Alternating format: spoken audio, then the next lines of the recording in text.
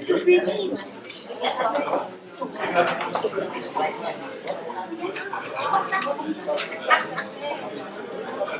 Les jeux, c'est ce que je lui ai dit. Bonsoir à toutes et à tous. Oui, il y a des filles là. Ouais. Alors, je vais faire l'appel.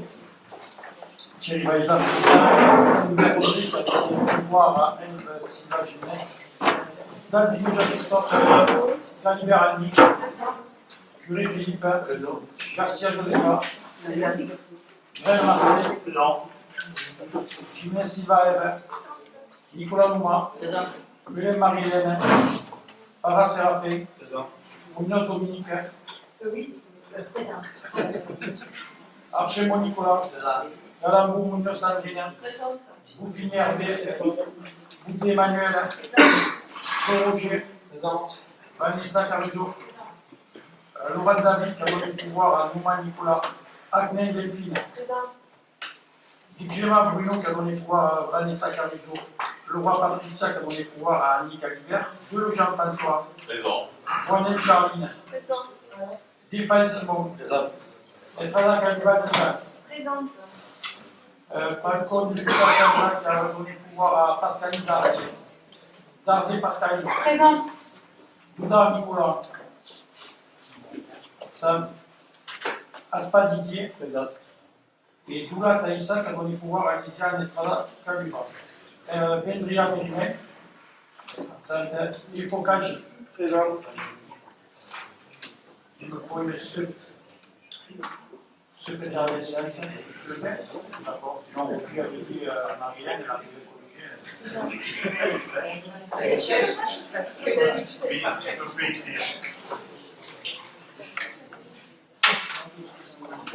donc, c'est Madame Jimenez. Donc, vous avez l'ordre du jour. Je vous demanderai un peu de silence, s'il vous plaît.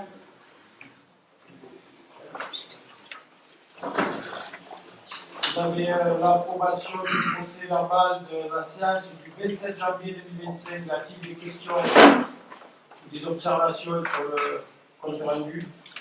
Monsieur le maire. Oui. Oui, juste une petite observation. Les personnes qui reliront le compte rendu et qui reverront la vidéo pourront constater qu'ici, il n'a jamais été dit que l'ancien maire gérait une page Facebook. Voilà.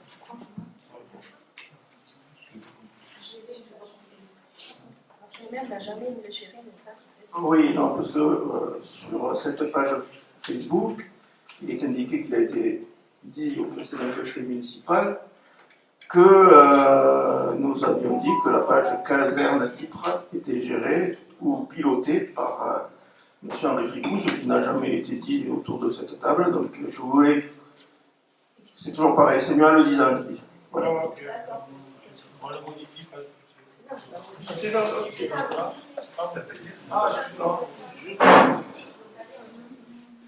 C'est pas bon. Non, le est bon. Le est bon. Ah oui, c'est par rapport à ce qu'il y avait écrit. Voilà. Voilà. Et je passerai sur la notion de diffamation, qui est une notion juridique qu'il faudrait étudier aussi.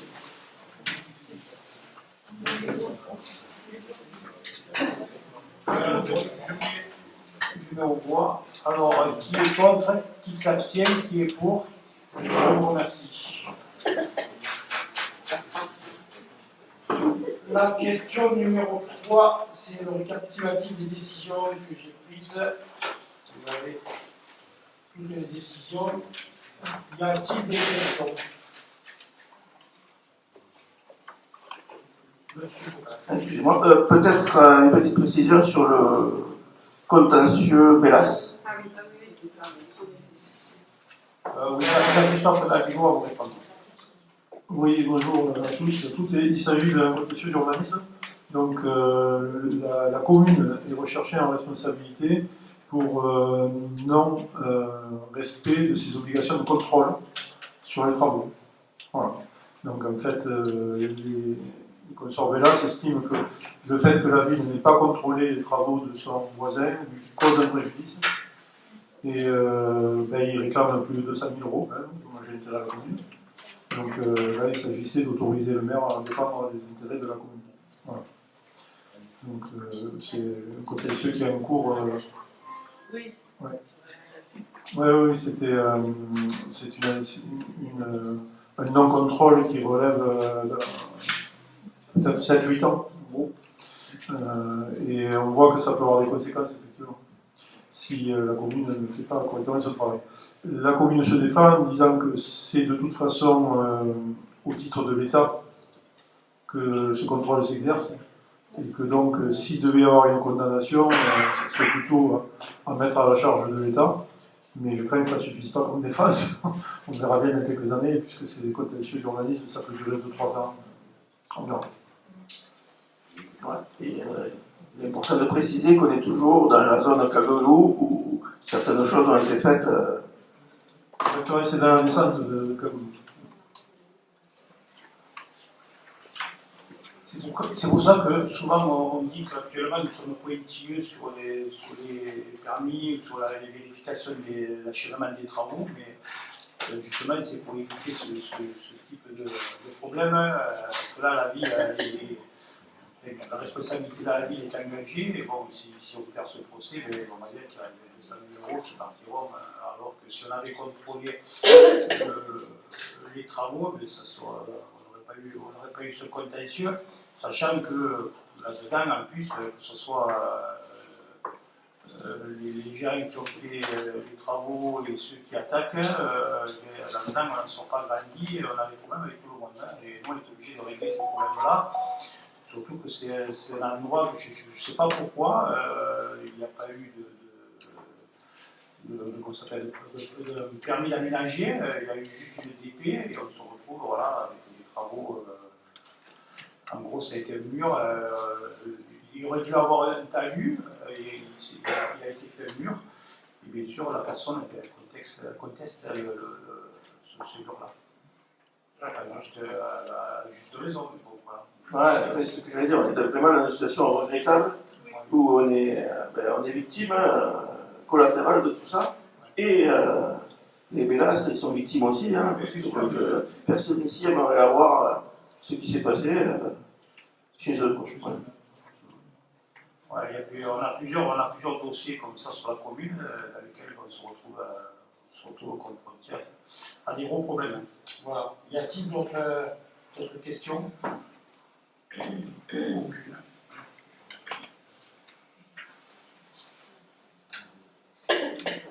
La question numéro 4, c'est financer ce budget principal et budget annexe du restaurant municipal, l'hébergement municipal pour mixte et pour du Blanc, la Chalassa, Camping-Car, c'est le débat d'orientation budgétaire de l'exercice 2025.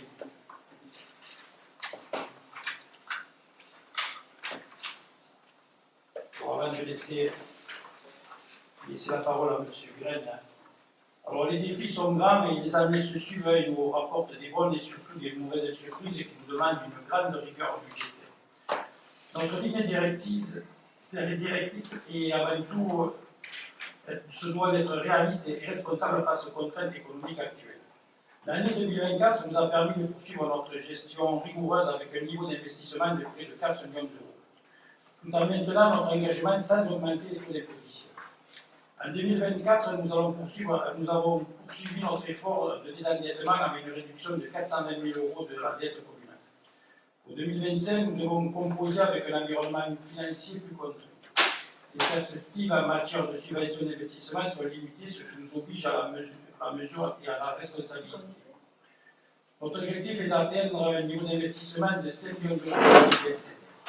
Cet ajustement est nécessaire pour préserver des marges de sécurité financière indispensables sans ajouter des charges aux contribuables, mais tout en continuant à investir pour notre avenir.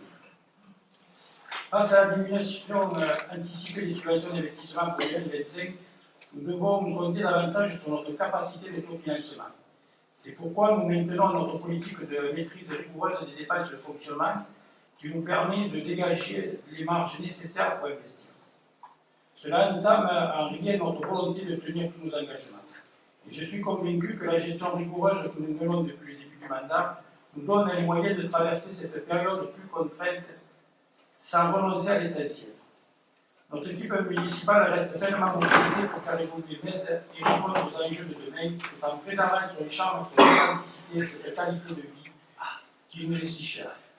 Les efforts budgétaires que nous constatons aujourd'hui sont les garants de notre capacité à investir durablement pour l'avenir de Metz et le bien-être de ses habitants. Bon, avant de passer la parole à M. Grel, je tenais à remercier M. Lalleux qui a pris les finances il y a cela très peu de temps. La vie est surtout dans les époques. Après, nous avons passé quand même pas mal de mois sans directeur général des services. Et je remercie aussi Jean-Michel Louis qui va bientôt le quitter, mais qui a assuré, on va dire, l'intérim. Marc Claire et l'ensemble du service de comptabilité, Sabine, Véronique, Aurélie et Adrien. Et bien sûr, je remercie M. Marcel Grel et les élus, tous les chefs de service qui ont permis d'élaborer ce groupe. Voilà, donc je vais maintenant laisser la parole à M. Marcel Grel. À vous, Marcel. Merci, monsieur le maire. Bien, mesdames, messieurs, le débat d'orientation budgétaire.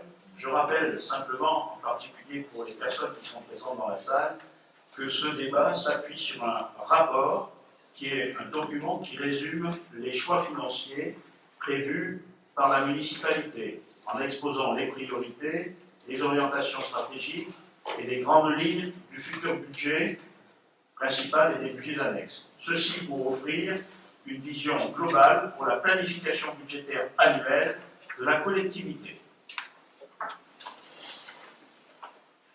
Alors, nous allons aborder d'abord le contexte général du domaine financier. Alors, ce contexte macroéconomique 2025, 4 paramètres importants. Le premier, c'est la volonté gouvernementale de ramener le déficit public à 5,4% du produit intérieur brut en 2025.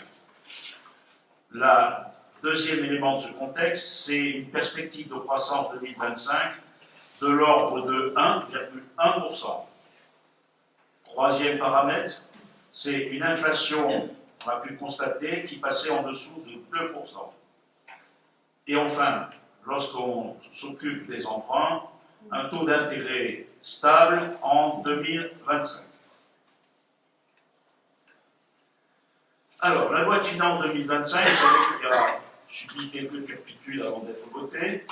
D'abord, met en place un dispositif de lissage conjoncturel de recettes fiscales des collectivités locales.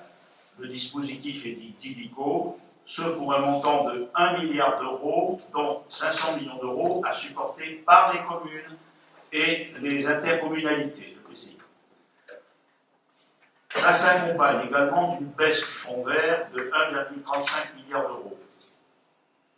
Simultanément, précise que les bases locatives cadastrales vont progresser de 1,7%.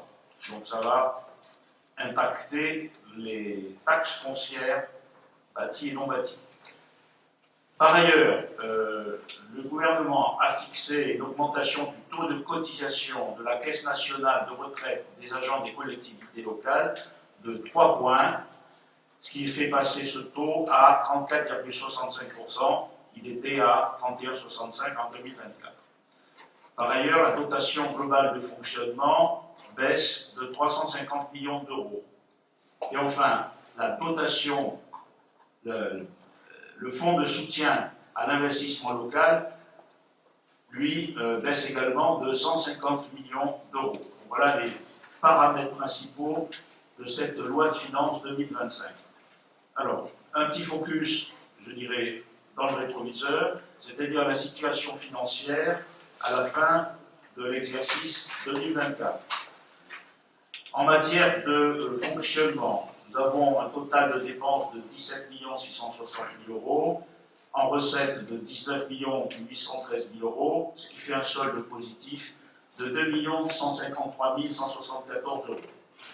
En matière d'investissement, à côté des 6 508 000 euros de dépenses, nous avons 4 247 000 euros de recettes, ce qui fait apparaître un déficit de 2 261 093 euros.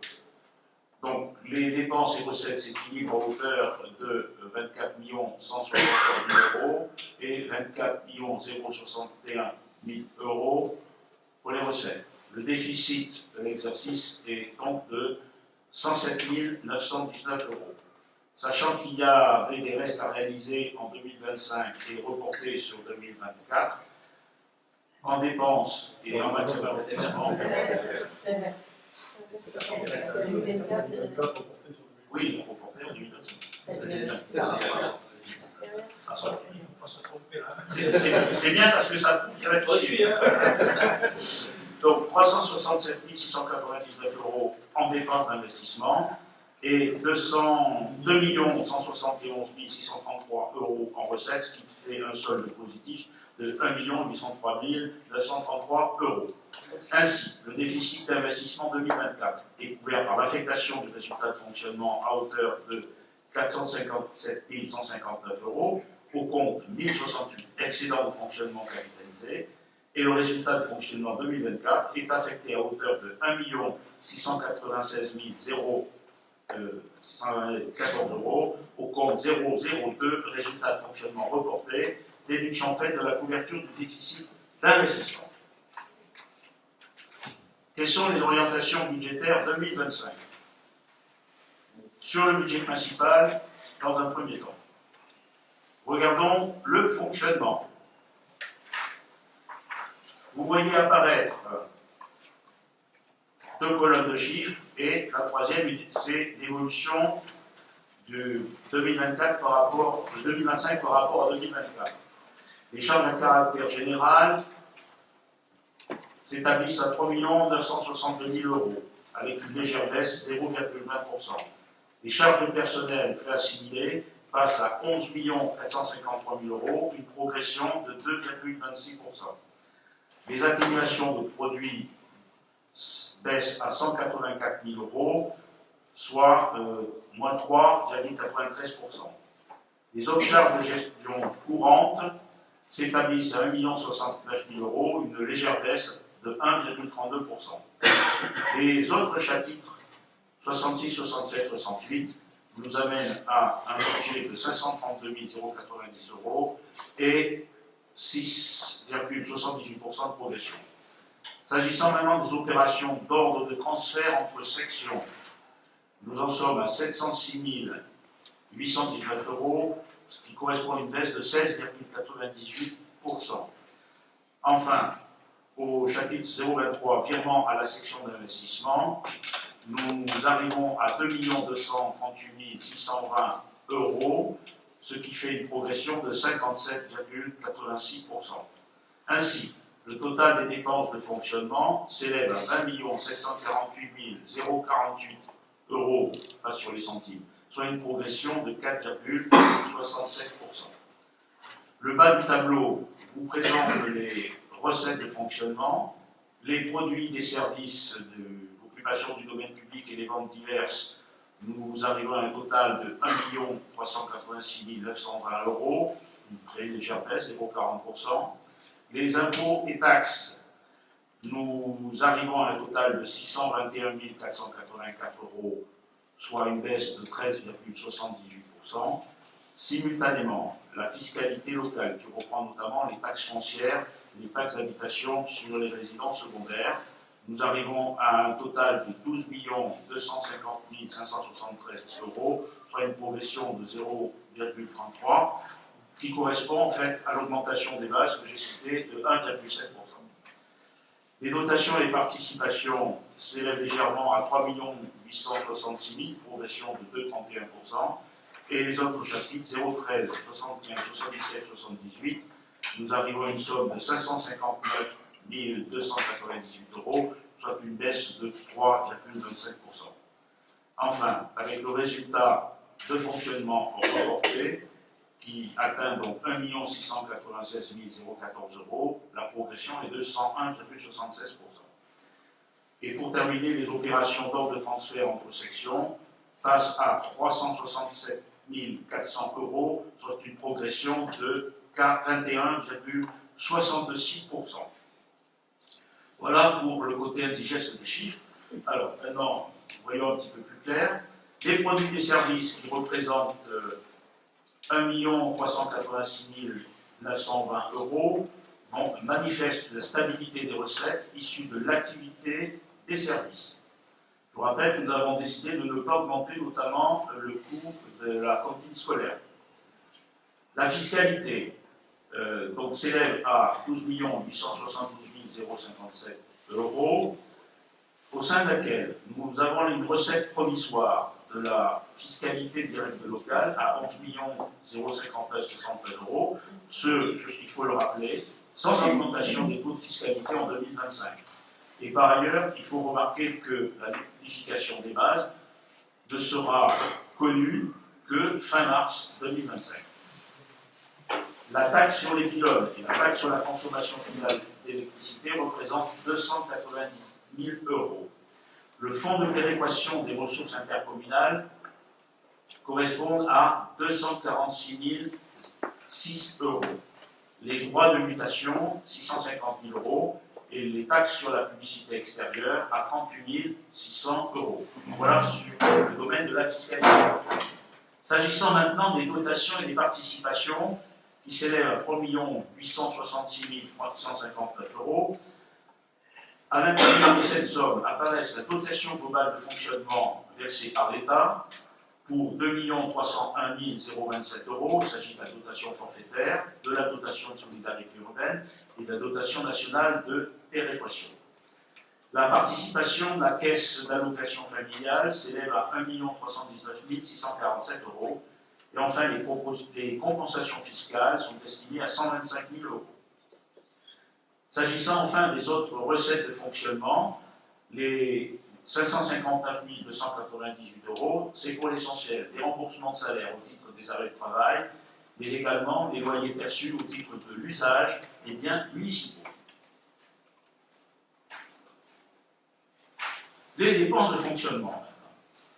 Les charges à caractère général s'élèvent à 3 962 970 €. Vous pouvez noter la stabilisation des charges dues en particulier à la diminution du coût de l'énergie et à la modération des hausses par ailleurs des charges de la commune. Les dépenses de personnel s'élèveront en fait à 11 453 460 €, au sein desquels nous avons noté qu'il y avait déjà une augmentation des cotisations de la Caisse nationale de retraite des agents des collectivités locales de 3 points, soit 155 210 € inscrits donc au budget prévisionnel, au budget principal 2025. Inclus également dans cette somme le début de la refonte du régime indemnitaire, les créations de postes, puisqu'il va falloir bien entendu recruter par exemple un directeur général adjoint en remplacement de Jean-Michel Buis et qu'il va y avoir donc un tuilage, un recouvrement entre les deux. Et puis, nous avons également la refacturation au budget annexe des prestations concernant la gestion des ressources humaines. S'agissant par ailleurs des atténuations de produits, cela représente 184 544 € au titre de laquelle, ces atténuations, nous avons la loi SRU qui nous impacte pour 160 000 €. On est pénalisé par le manque de logements sociaux. Enfin, les participations, subventions, indemnités des élus représentent 1 669 543 €, au sein desquels nous avons la subvention CCAS pour 510 000 €, la subvention au restaurant municipal pour 240 000 €, les subventions aux associations pour un montant de 202 100 € et les indemnités des élus représentent 183 060 €. Un focus sur la structure et l'évolution des effectifs communaux. Donc vous voyez que nous partons sur la courbe du haut à 250 agents en 2019, nous sommes à 269 en 2024, mais il faut se rappeler que pour la passer de 2022 à 2023, nous avons intégré les agents du service petite enfance qui autrefois étaient sur le budget du CCAS, qui sont donc maintenant inscrits sur le budget principal. Vous avez les différences s'agissant des 269 agents entre ceux qui sont titulaires, pour 215 d'entre eux, et ceux qui ne sont pas titulaires, pour 54. Comment évoluent les effectifs municipaux? D'abord, petite vision sur la répartition par genre. Eh bien, 58% d'hommes et 42% de femmes. Et puis, vous avez l'histogramme du bas qui vous fait apparaître la répartition des effectifs par âge au 31 décembre 2024. Et vous pouvez voir que ça s'établit entre 18 et plus de 65 ans, puisque nous avons un agent qui a déjà dépassé le cap des 65. L'autre vision sur la structure et l'évolution des effectifs communaux, vous avez le camembert qui vous donne par catégorie, catégorie A, catégorie B, catégorie C des agents, et ensuite répartition des effectifs par filière au 31/12/2024, la police, filière administrative, filière technique, c'est la plus nombreuse, la filière animation, la filière sociale, la filière médico-sociale, et puis tout ce qui relève des contrats de droit privé, c'est la ligne du bas. S'agissant maintenant de l'évolution et de la répartition des dépenses de personnel, vous avez un camembert qui vous donne cette répartition entre la rémunération principale, les primes, les cotisations sociales, les aides sociales. Et ensuite, la ligne du bas, vous avez là une vision d'évolution de la masse salariale en rappelant que la hausse de 2023 correspond à l'intégration des personnels du service petite enfance. S'agissant de l'investissement maintenant. Alors, il faut rappeler que nous avons l'intention de consacrer plus de 6 millions d'euros pour les dépenses d'équipement. C'est dans ce cadre que la municipalité poursuit une politique volontariste pour agir dans tous les domaines de l'environnement, du cadre de vie, du patrimoine, des sports, de la culture, de l'éducation, de la jeunesse, de la petite enfance, du commerce, des festivités, de la sécurité. Ça, c'est la ligne directrice.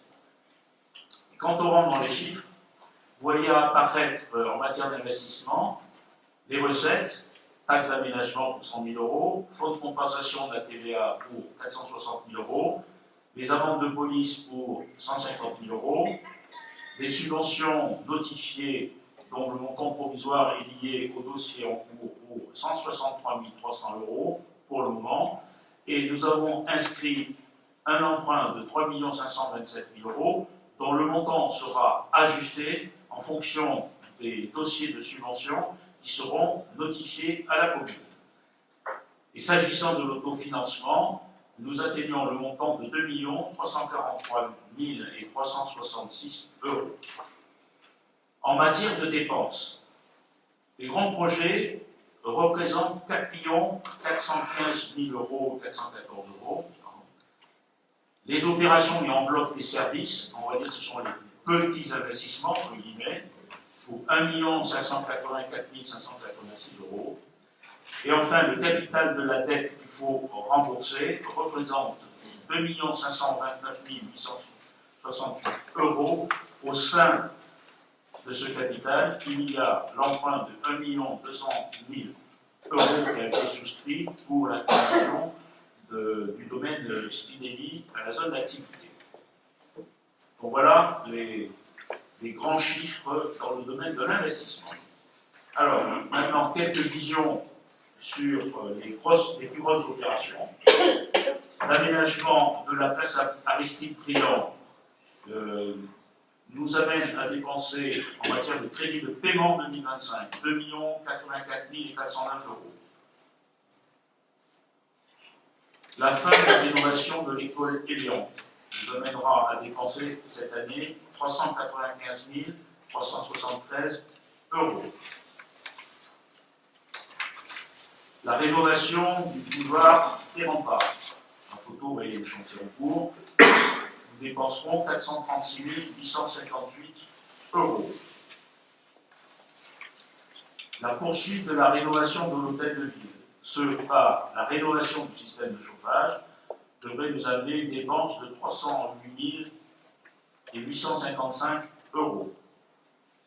Enfin, l'avant-dernière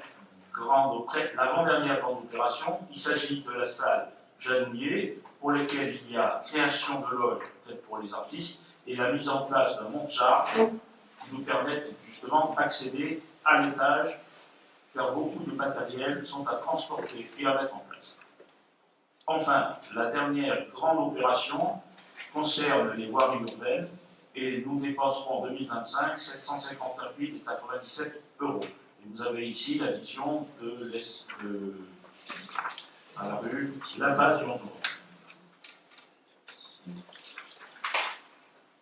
Ensuite sont ici listées les principales autres dépenses d'investissement gérées, bien entendu, en dehors du système des autorisations de programme et des crédits de paiement. Donc, je vous passe, je dirais, l'ensemble, c'est un peu une liste à la Prévert, mais cela nous amène un total de 828 430 €. Maintenant, un petit focus sur la dette de la ville. Alors, il faut rappeler que les intérêts de la dette représentent 512 090 € 56 centimes.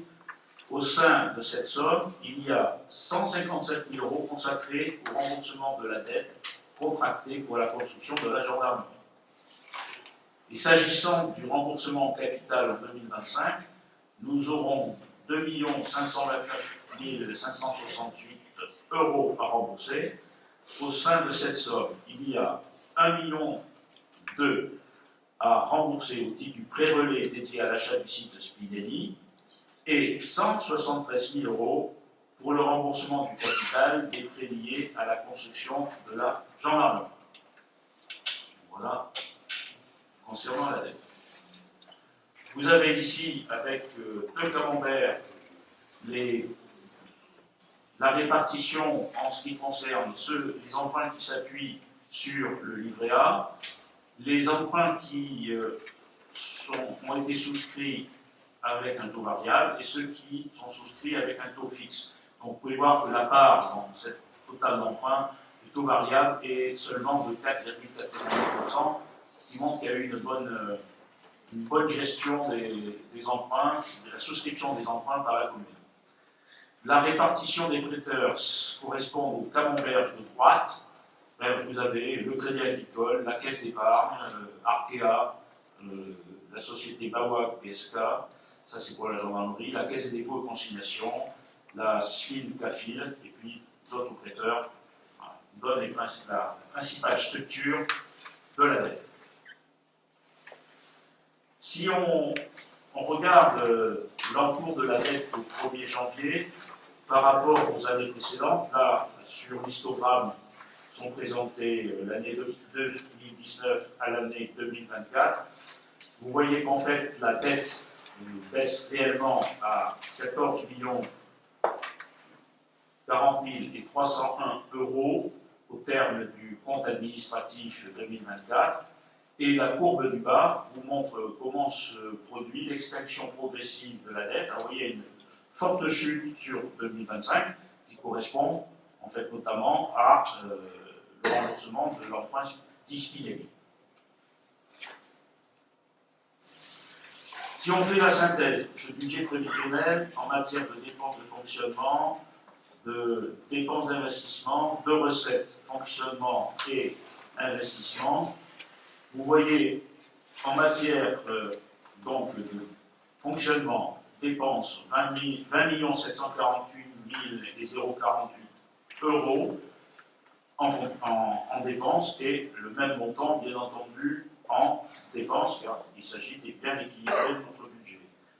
Le total des dépenses d'investissement s'élève à 12 15 105 € et, bien entendu, équilibré par le même montant en recettes. Donc voilà le tableau final très synthétisé des chiffres indigestes qu'il faut de toute façon avaler. Petite présentation sur les budgets annexes. Donc je rappelle, il y a le restaurant, l'hébergement municipal, le port mixte, le port du Mont-Blanc, l'aire de camping-car et le village club Thalassa. Alors commençons déjà par le restaurant municipal. Les dépenses de fonctionnement et les recettes de fonctionnement s'élèvent à 1 965 523 €. et les dépenses d'investissement et les recettes d'investissement en 117 222 euros. Bon, pas rentrer trop dans les détails. Vous avez ici une vision sur l'évolution des effectifs en nombre d'agents au 31 décembre. Vous voyez que c'est relativement stable depuis 2019. Donc nous sommes à 24 agents, 22 sont titulaires, 6 non titulaires. Et là, à l'inverse du budget principal, vous voyez que les femmes ont la majorité, ce qui représente 75% des effectifs. La répartition par âge, c'est l'histogramme du bas. Vous voyez que nous allons là entre 30 ans et 65 ans, donc relativement plus resserré que sur le budget principal. Enfin, la répartition des effectifs par catégorie, ils sont tous de la catégorie C des agents de la fonction publique. 2 relèvent de la filière administrative et 26 de la filière technique. La répartition des dépenses du personnel du restaurant, donc la rémunération qu'ils perçoivent représente 64% de leur salaire, il y a 27% de cotisation sociale et il y a 8% qui correspondent aux primes et une assurance du personnel pour 1% s'agissant des dépenses. L'évolution de la masse salariale, vous la voyez progresser au fil des années, avec notamment des augmentations liées au point d'indice des agents de la fonction publique et d'autres dispositions qui nous amènent à avoir cette légère hausse en 2024 puis 2025. Sachant que, bien entendu, le restaurant avait investi et avait dû des emprunts, et vous voyez quel est l'encours de la dette. Vous voyez qu'on est passé de 260 000 euros à 93 000 euros sur le compte administratif 2024. Et la courbe du bas vous indique le profil d'extinction de la dette. Voilà, vous avez donc en capital et en intérêt les deux courbes qui ont tendance à vouloir se rejoindre au-delà de 2037. S'agissant d'hébergement municipal, les dépenses de fonctionnement et de recettes s'équilibrent à 293 322 euros et les dépenses et les recettes d'investissement s'équilibrent à 87 687 euros. Passons maintenant au port mixte. En matière de fonctionnement, nous avons dépensé en recettes 414 450 euros et en investissement, dépenses comme recettes 306 076 euros.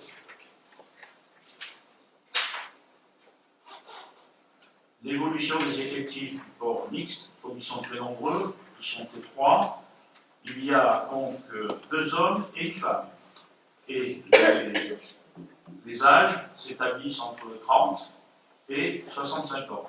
Vous voyez ainsi comment ils se répartissent. Ce sont tous des agents titulaires. L'évolution, la structure par filière, ils sont tous de catégorie C. Un agent relève de la filière administrative, 2 agents relèvent de la filière technique. S'agissant donc maintenant de la masse salariale, vous avez dans le camembert en haut à gauche la répartition des dépenses entre la rémunération principale, les cotisations sociales et les primes et ce qui concerne la médecine et la nouvelle bonification indiciaire. L'évolution de la masse salariale fait l'objet de la courbe du bas. Vous voyez que la courbe d'essai comme tous les agents de la fonction publique.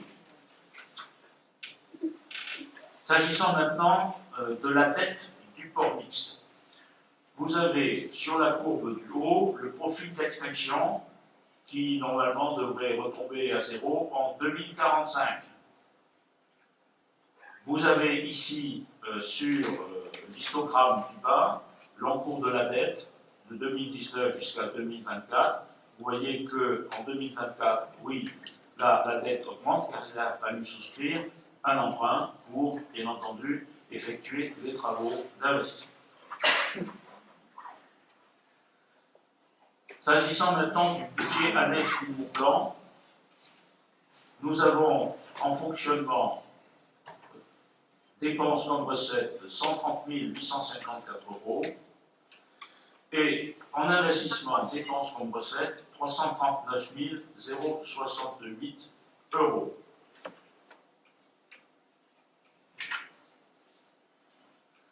S'agissant maintenant de l'aire du camping-car, donc il faut rappeler que là aussi, en fonctionnement, nous sommes sur un montant de 63 505 € et en investissement sur 24 897 €. Je rappelle dans lequel il y a bien entendu le remboursement d'un emprunt qui avait été souscrit pour réaliser cette aire. Alors, les éléments de dette de l'aire de camping-car, le profil d'extinction de la dette, eh bien, vous la voyez sur deux courbes, en capital et en intérêt, c'est les courbes plus haut, et l'histogramme du bas vous montre comment, quel est l'encours de la dette au 1er janvier 2025, puisqu'on est parti de 79 685 € et on est actuellement à 65 995 €. Passons maintenant sur le dernier budget annexe, celui du Thalassa. Alors, nous sommes sur un montant de dépenses et recettes de fonctionnement à 70 633 € et sur des dépenses et recettes d'investissement à 90 586 €.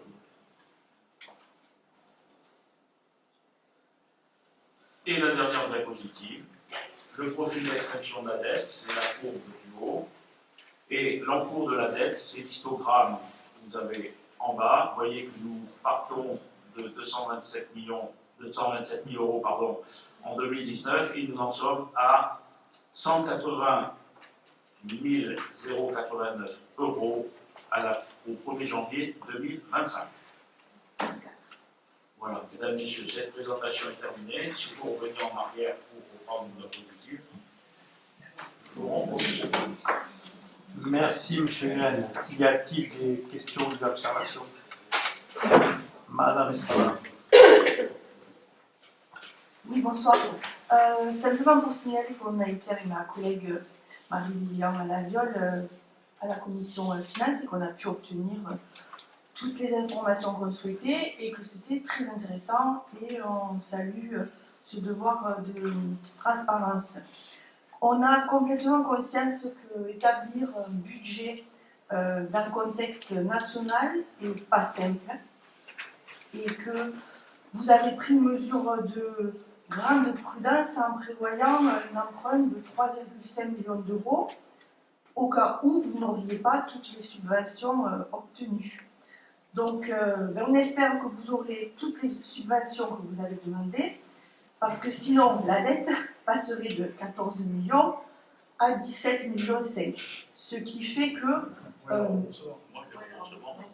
oui, moins les remboursements de la caserne, de la vente de la caserne. Du coup, j'ai juste une question que j'ai oublié de poser la dernière fois. Où en est le projet de vente de cette caserne? Et ensuite, alors après c'est du détail, c'est anecdotique, puisqu'il s'agit, c'est dans le ROB, hein, ça n'avait pas été présenté là.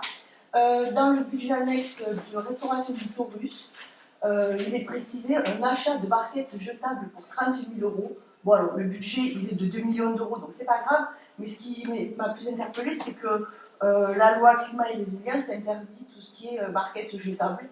Donc voilà. Voilà ces deux questions que je vous pose. Merci. Et compostable.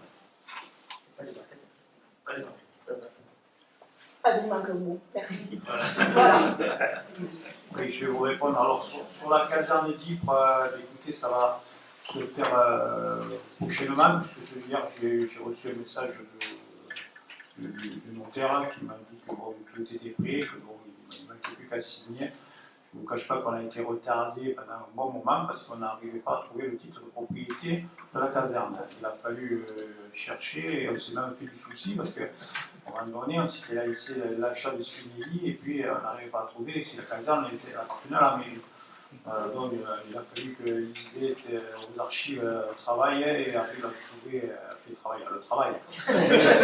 Il a fallu que le travail sur ce dossier, je me rattrape sur ce dossier pour trouver que la caserne était achetée par la mairie en 1948. Voilà. Donc la tourtière, bien sûr, ne pouvait pas faire les papiers tant qu'elle n'avait pas ce titre de propriété. Donc voilà, ces choses faites, donc ça va se faire très rapidement. Oui, sur les parquettes, je crois justement on avait communiqué là-dessus sur le fait que les parquettes étaient jetables, mais elles étaient plutôt composteurs directement. Oui, non, mais comme il n'y avait pas le mot, je me suis dit ça m'aide après. C'est vrai que bon. Voilà. Y a-t-il d'autres questions, observations? Monsieur Rocas. Tu as eu toutes les réponses? Oui.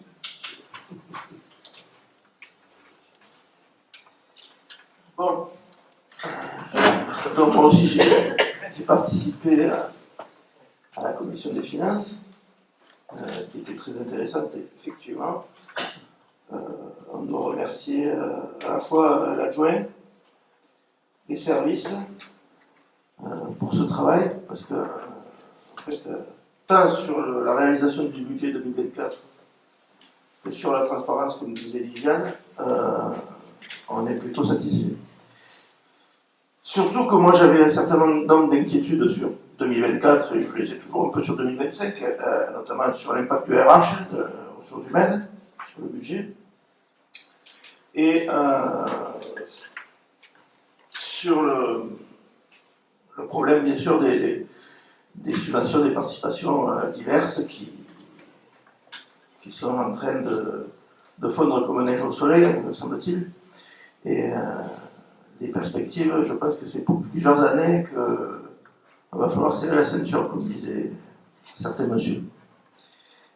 Et c'est là tout l'avantage d'avoir comme un nouveau DGS, quelqu'un qui est quand même spécialiste du domaine, qui sait à la fois bien expliquer et qui a l'air de bien appliquer, parce que des fois c'est bien de bien expliquer, mais pour appliquer c'est pas difficile.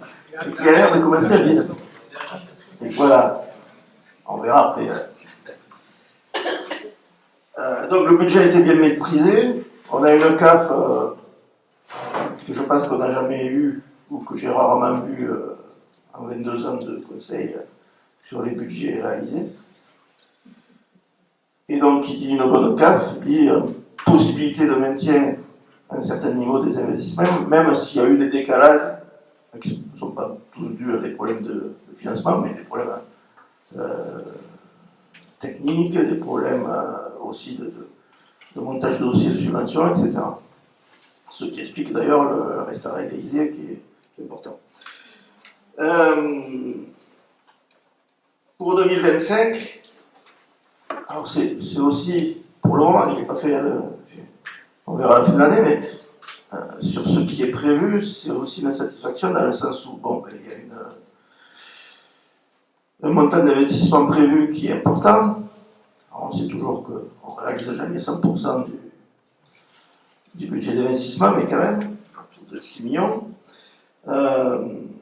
Oui, sur le fonctionnement, pour 2025 aussi, je note qu'il y a quand même une grande prudence fiscale en prévision, alors que je pense quand même qu'on peut espérer, et c'est bien, on prévoit un budget dans des perspectives les moins favorables, mais sur le fiscal, on peut peut-être espérer mieux.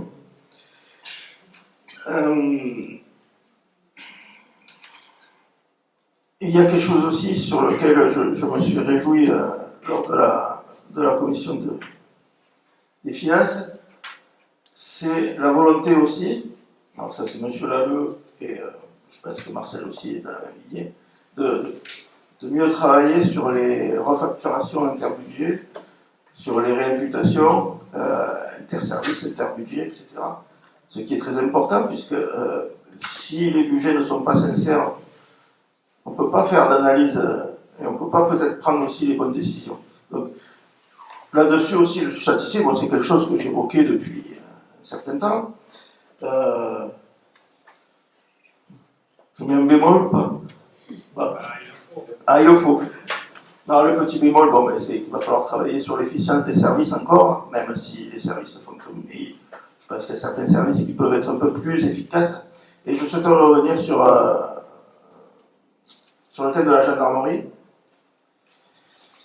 Donc aujourd'hui, grosso modo, on encaisse 288 000 euros de loyer annuel et on dépense 328 000 euros.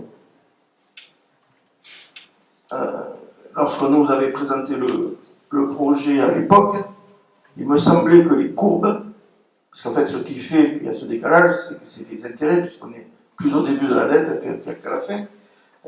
C'est-à-dire qu'on a grosso modo 156 000 euros d'intérêt pour les 323 000 qu'on rembourse. Attention, il met les lunettes, je vais peut-être inverser. Non, mais en fait, c'est du 155 173, un truc comme ça. Quand pensez-vous que les deux courbes de la recette et de la dépense vont se croiser? Elles vont se croiser fatalement un jour, mais c'est une question d'année, quoi. Et pourquoi? Parce que... Alors, allez-y. Je peux peut-être donner un premier élément de réponse. Bon, c'est vrai que quand on fait la somme du capital à rembourser et des intérêts, on arrive à un montant de 328 000 euros. Ce qui fait, par rapport aux 288 000 euros qu'on perçoit de loyer, ça nous fait un déficit de 40 000 euros. Mais à cette somme-là, il faut rappeler qu'il y a d'autres dépenses au titre de l'entretien du propriétaire qui est mené par la commune et au titre des différents impôts auxquels nous sommes soumis, dont nous ne voyons revenir, nous, que la part communale. Donc c'est beaucoup plus important. C'est pour ça que, comme vient de dire M. Jean-Christophe Dalbigo, les courbes ne vont pas se croiser. L'opération et la caserne a été livrée en juin 2009. Donc vous voyez où on en est. Maintenant, ça va faire bientôt 16 ans. On devrait arriver, compte tenu de la durée de l'emprunt, très rapidement à être bénéficiaire. Eh bien, c'est pratiquement mission impossible. Je vais repréciser ma question. Toutes ces dépenses supplémentaires, bien sûr que je le sais. Nous, ce qui nous avait été présenté, c'est sans ces dépenses supplémentaires, des courbes qui se croiseraient presque à la mi-emprunt. C'est-à-dire c'est un emprunt amphithéotique de 30 ans, un bail amphithéotique de 30 ans quand même, avec un emprunt, il me semble, sur la même durée. Donc, M. Lalleux allait peut-être répondre aussi à autre chose. Moi, je parle que des courbes de l'opération emprunt et loyer. Hein? Comme vous le dites, donc 288 000 euros de loyer, 328 000 euros d'échéance d'emprunt, mais vous êtes sur des échéances constantes, donc au départ, vous amortissez moins, mais vous auriez plus d'intérêt, et quand vous allez passer dans une deuxième phase, vous aurez moins d'intérêt, mais vous aurez plus de capital à rembourser. Donc l'échéance, ça sera toujours 328 000 euros. Donc vous aurez toujours une 328 000 euros jusqu'à la fin de l'emprunt, plus, et on aura un loyer de 288 000 euros, revalorisé peut-être, parce que moi on m'a dit qu'il avait même baissé depuis que le premier bail, la première convention d'occupation avait été signée avec la gendarmerie, l'index de révision était négatif pour la commune. Donc je veux dire, je ne connais pas l'index de révision, mais si c'est le cas, potentiellement, les 288 000 euros, de toute façon, ils peuvent baisser et en plus, l'indice de révision peut être inférieur au coût de l'inflation, donc ça nous coûtera encore plus cher en delta. Ouais, donc, je poursuis. J'ai exhumé cet après-midi le document qui m'avait été présenté lors du projet de gendarmerie et j'ai regardé les indices. Et c'est les indices justement de réactualisation des loyers. Et je me demande en regardant ces indices comment, sur ce qu'a dit M. Graine lors de la commission des finances, le loyer peut baisser. Je me le demande. En fait, si je peux me permettre, le loyer dans la convention qui a été, dans le montage qui a été fait sur cette opération, le loyer est laissé à libre choix du service des domaines de l'État. Les services des domaines de l'État ont estimé que comme le bien vieillissait, sa valeur était moindre. Et donc ils ont baissé le loyer. Je vous le fais simple, hein, mais en fait c'est exactement ça. Donc c'est le montage complet de l'opération qui crée que cette opération sera forcément déficitaire pour la ville. En traduction, ce que tu veux me dire, c'est qu'une variable de l'indice a été baissée plus ou moins artificiellement pour faire baisser l'indice, en fait. C'est les services de domaine, ils ont pris le contrat, mais ils ont pris aussi une valeur du bien. Et comme ils ont appliqué que la valeur du bien de base baissait, ils ont produit une baisse de loyer. Voilà. Donc on maîtrise rien sur cette opération. Voilà. On n'a pas maîtrisé le type de financement. Les partenariats publics-privés, aujourd'hui, avec le recul, on sait que, enfin on le savait déjà à l'époque d'ailleurs, que c'est jamais au bénéfice des collectivités. Mais en plus là, on n'a pas la main sur. C'est pas que le simple contrat qui a été signé. C'est simplement le fait que c'est l'État qui fixe la valeur initiale du bien. Donc là, on a un carte à main zéro.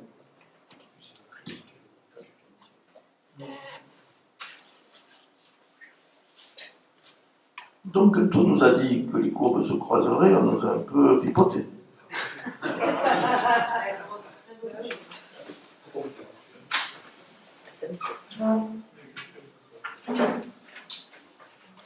Y a-t-il d'autres observations? Donc je vous demande de prendre acte. Qui est contre? Qui s'abstient? 3, 4, 5, 5. Et qui est pour? Je vous remercie.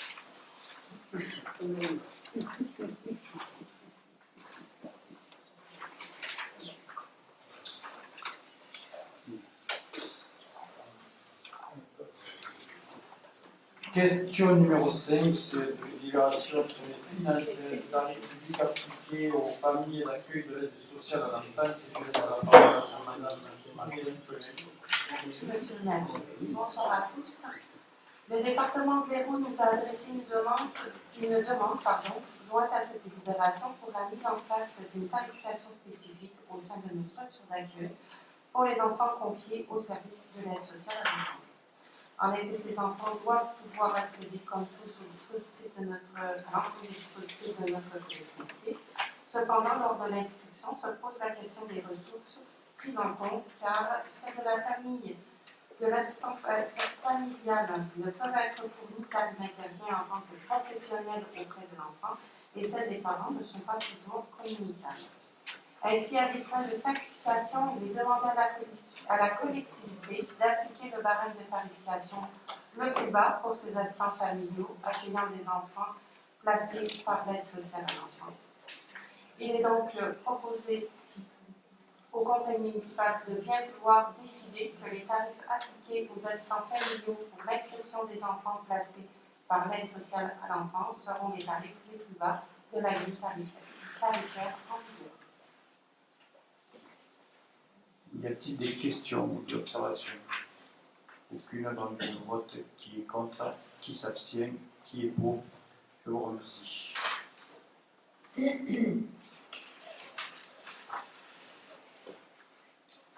Question numéro 6, finances et c'est tarifs publics, tarifs périscolaires appliqués à la calabrette. Je laisse la parole à M. Couffinier. Merci Monsieur le maire, bonsoir à tous.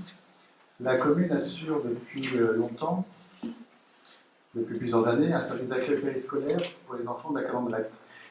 Il convient de fixer chaque année les tarifs appliqués aux parents dont les enfants sont scolarisés dans cette école privée sous contrat d'association avec l'État pour l'année 2024-2025. Ces tarifs, qui vont être soumis au vote, sont identiques à ceux de l'année précédente. Une modulation tarifaire selon le quotient familial prévu dans le règlement d'application des HLP, HLSH, en début de mai sera appliquée avec les tarifs suivants.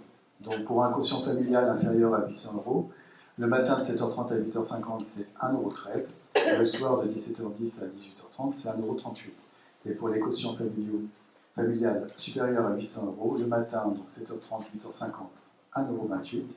Le soir, 17h10, 18h30, 1,53 €. Il est donc demandé au conseil municipal de bien vouloir approuver les tarifs périscolaires pour l'école de l'Angleterre pour l'année scolaire 2024-2025. Chargé Monsieur le maire ou son représentant de prendre toutes les dispositions nécessaires à l'exécution de la présente délibération. Y a-t-il des questions? Aucune. Alors je vote qui est contre, qui s'abstient, qui est pour. Je vous remercie. Question numéro 7, finances publiques. C'est la modification des titulaires sur la grille tarifaire. Je laisse la parole à M. Marcel Cahen. Merci, Monsieur le maire. Donc, mesdames, Messieurs, je rappelle que lors du dernier conseil municipal du 27 janvier, nous avons fixé un tarif pour les frais de non-paiement, donc d'un montant de 8,50 €. Or, il se trouve que la trésorerie souhaite que soit modifié l'intitulé de ce tarif et qu'il soit remplacé par le terme frais de dossier pour émission d'un titre de recette en cas de facture non réglée au régisseur, ce qui correspond mieux aux opérations engagées. Il est donc demandé au conseil municipal de bien vouloir approuver cette modification qui sera reportée sur la grille des tarifs de l'année de mai. Y a-t-il des questions ou des observations? Aucune. Alors je vote qui est contre, qui s'abstient, qui est pour. Merci. Question numéro 8, l'administration générale, c'est la gestion de la régie de l'eau par délégation de la coopération. Alors, je rappelle que la loi NOTRe du 7 août 2015 et la loi différence du 3 août 2018 ont prévu le transfert automatique de la compétence eau à la communauté d'agglomération au 1er janvier 2020. De ce fait, depuis cette date, la gestion de la régie de l'eau de la ville de Metz est assurée par cet aglo. Aujourd'hui, la commune souhaite pouvoir reprendre par délégation de compétences la gestion quotidienne de cette régie, et ceci sur la base de l'article 52.16.5 du Code général des collectivités locales. Cette gestion par la commune se fera au nom et pour le compte de l'agglomération. Sur la base de ces éléments et afin de pouvoir travailler en amont de cette délégation de compétences entre les services municipaux et communautaires. Il est donc proposé au conseil municipal de bien vouloir solliciter l'agglomération pour un transfert de gestion par délégation de compétences à la date du 1er janvier 2026. Y a-t-il des questions ou des observations? Madame Estrada. Ce dossier, vous l'aviez mis à l'étude, vous l'aviez confié à l'ancien DGS lorsqu'il a été, il a demandé sa décharge. Donc je voulais savoir s'il y avait déjà eu un travail de fait. Et ensuite, bon, on va le voter, hein, c'est pas le souci. Pour nous, la régie de l'eau au niveau de la commune, c'est pas la solution. La solution serait une régie de l'eau unique au niveau de l'agglo pour qu'il y ait eu un prix unique et qu'il n'y ait pas de différence de tarif entre un habitant à Marseille et un habitant à Sète. Ça sera peut-être un premier pas vers une solution dans ce sens. Il faut se rappeler que sur l'agglo, puisque c'est la question qui se pose, une question de fond, il y a en fait 5 systèmes de gestion pour l'approvisionnement en eau des abonnés. Donc il y a ceux qu'on appelle les ruraux, pour lesquels le syndicat du Bas-Languedoc assure la production, le transport et la distribution.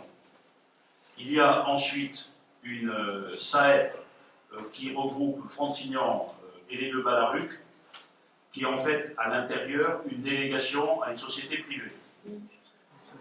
Il y a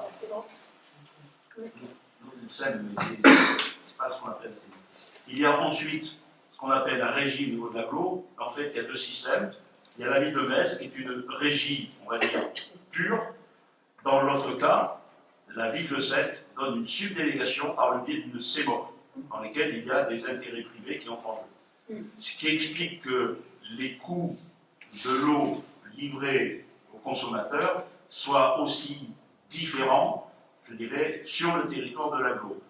Et c'est vrai qu'il y a une pression forte pour qu'on arrive à unifier ces systèmes, à la fois dans le temps, et avoir un meilleur tarif sur l'ensemble de l'agglo.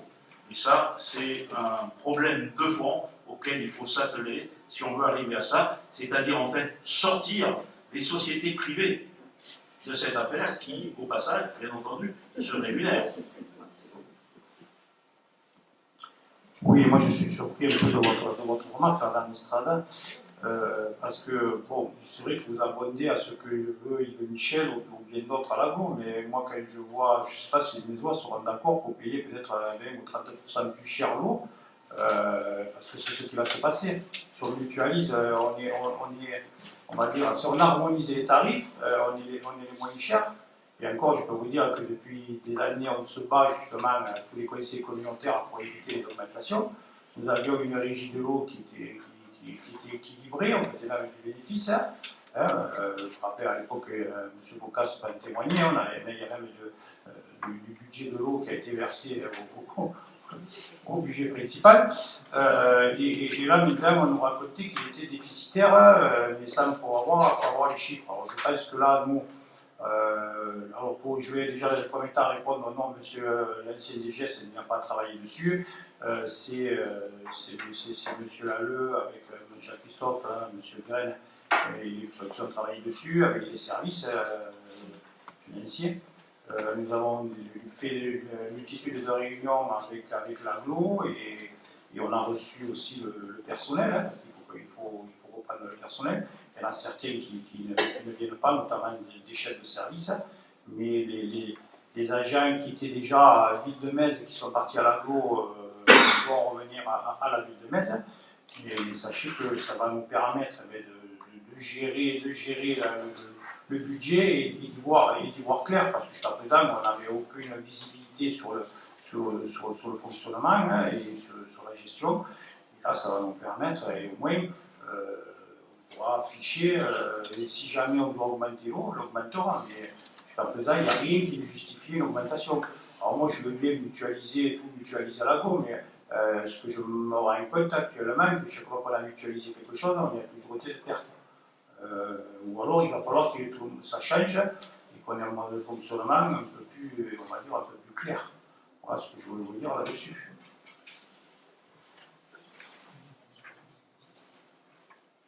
Monsieur Focas. Oui, juste pour quelques remarques. Donc, pendant des années, on avait une régie de l'eau qui était municipale. Je ne dis pas que tout était rose et que tout fonctionnait parfaitement. Il y a eu au début quelques petits problèmes, mais on s'est retrouvé à la fin avec des réseaux qui étaient au niveau du remplacement des conduites bien avancés, une efficacité du réseau qui était bonne, des tarifs inférieurs à quasiment toutes les communes aux alentours, et une facturation qui, bien que quelquefois avait des soubresauts, était à peu près lisible pour les gens. On a transféré, il y a eu ce transfert, ça nous a coûté. Ça a coûté aussi en lisibilité pour les usagers. On a reçu des factures, puis des factures qui revenaient en arrière, on a reçu des prélèvements en retard. En fait, ça fait 2 ans que ça dure, c'est compliqué. Donc, quand il n'y a pas de lisibilité pour l'usager, quand c'est flou, il y a un loup. La moindre inquiétude, c'est bon. Oui, moi je suis tout à fait favorable à ce qu'on reprenne ça. Est-ce que ça ne va pas nous coûter par contre de retransférer dans l'autre sens? Peut-être, vous avez peut-être la réponse. Et est-ce qu'on est assuré d'avoir une maîtrise tarifaire à long terme, enfin, à moyen terme, parce qu'on ne peut pas plus parler de long terme aujourd'hui, ça change tous les jours. Voilà. Oui, pour ce qui est du transfert, c'est pas la même nature de ce qui s'est passé en 2020. Là, l'aglo reste compétente, donc il n'y a pas de transfert d'actifs, il n'y a pas toutes les manifs qui ont effectivement coûté cher au budget principal à l'époque. On va gérer pour le compte de l'aglo. Donc on est sous les ordres de l'aglo, etc. Pour ce qui est du tarif, on va proposer nous un tarif qui sera voté en conseil d'aglo. C'est-à-dire que nous, on va dire, pour équilibrer le budget, 2026, par exemple, on propose tel prix de l'eau, mais ça sera repris et voté au sein du Conseil d'Aglo. Et dans la convention de transfert, l'Aglo va nous fixer des objectifs en termes de performance, essentiellement, tant de mètres carrés linéaires, tant de linéaires changés, tant de taux de perte, etc. Bon, objectif qu'on entend aujourd'hui. Voilà. Donc, c'est pas la même nature de basculement. On ne touche pas l'actif, on ne touche pas. Il va y avoir simplement des accords sur, par exemple, ce que l'Aglo avait encaissé au titre de l'assainissement à reverser. Donc, vous savez, quand on paye la facture, il y a des taxes sur l'assainissement, il y a des taxes sur l'agence de l'eau qui sont encaissées avec la facture, mais qu'il faut reverser. Donc, il y aura un accord sur tout ça, mais en transparence. Donc, je pense que de ce côté-là, il n'y aura pas de souci. Après, pour ce qui est de l'harmonisation des tarifs, moi, je veux bien qu'on harmonise des choses identiques. C'est-à-dire qu'aujourd'hui, vu les modes de gestion différents, je ne vois pas pourquoi on harmoniserait un tarif d'une régie avec un tarif d'une CMOP.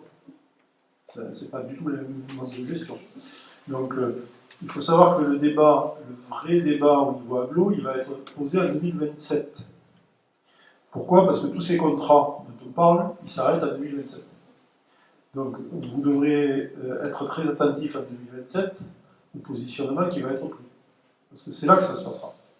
C'est-à-dire qu'en 2027, nous, notre accord qui va être vivant jusqu'en 2027, il peut très bien être mis en cause à partir de cette date-là, puisque toutes les CMOP vont s'arrêter.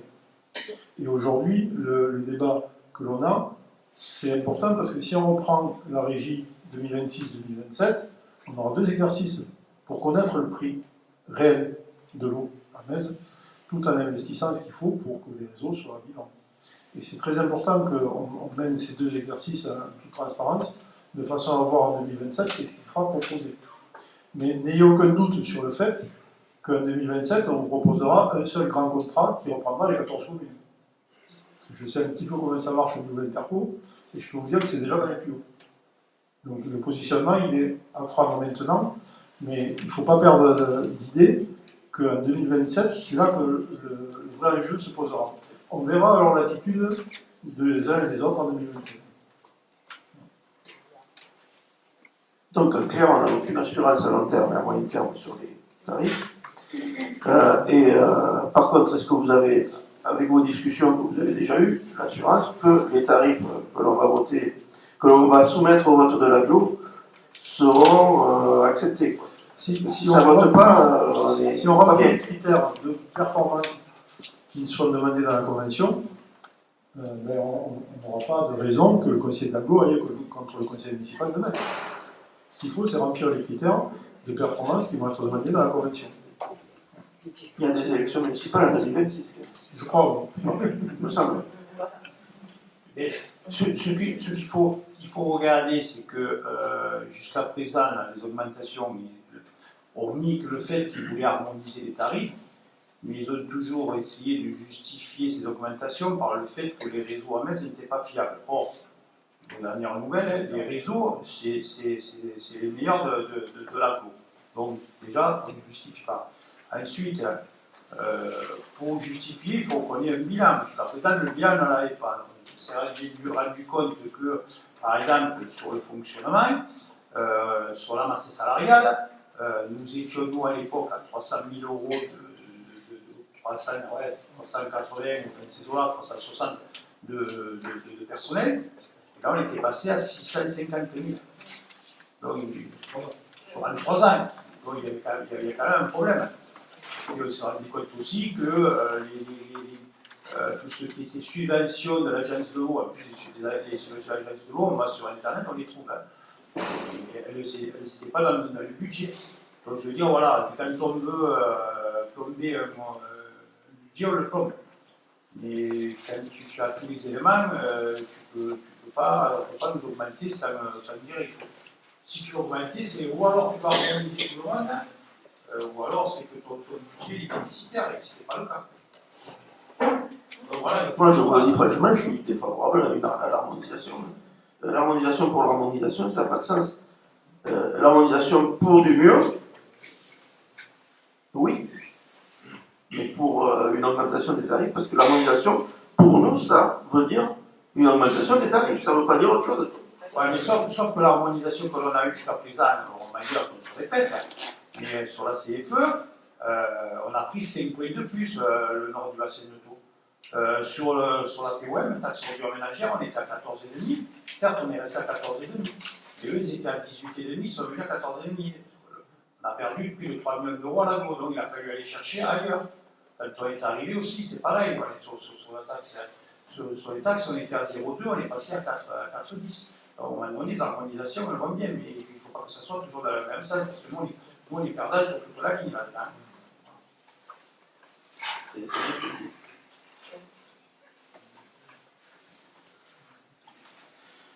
Bon, je mets au vote qui est contre, qui s'abstient, qui est pour.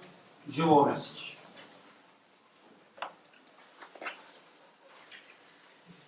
La question numéro 9, ressources humaines, suppression de postes au tableau des effectifs. Et je laisse la parole à M. Séraphin Parra. Oui, merci Monsieur le maire. Bonjour à toutes et à tous. Alors, j'ai la charge de vous présenter à chaque conseil municipal les modifications du tableau des effectifs. Donc, 2 délibérations ce soir concernant le tableau des effectifs. Le premier concerne des suppressions de postes. Alors, je ne voudrais pas donner de faux espoirs à M. Faucas. Il s'agit simplement d'un toilettage du tableau des effectifs. Et donc, concernant le budget général, donc il s'agit de la suppression de 40 postes, en fait, qui concernent des postes qui sont liés à la vie de la collectivité, des départs à la retraite, des avancements de grade, des changements de temps de travail, donc qui correspondent à autant de postes qui ont évolué, qui ont été maintenus dans la collectivité avec d'autres postes. Donc voilà, donc là on fait un toilettage de ce tableau des effectifs. Donc il est demandé donc à notre conseil d'approuver le tableau des effectifs tel qu'il est annexé à la délibération. Bon. Y a-t-il des questions? Monsieur Faucas. C'est pas une fausse joie, c'est une vraie joie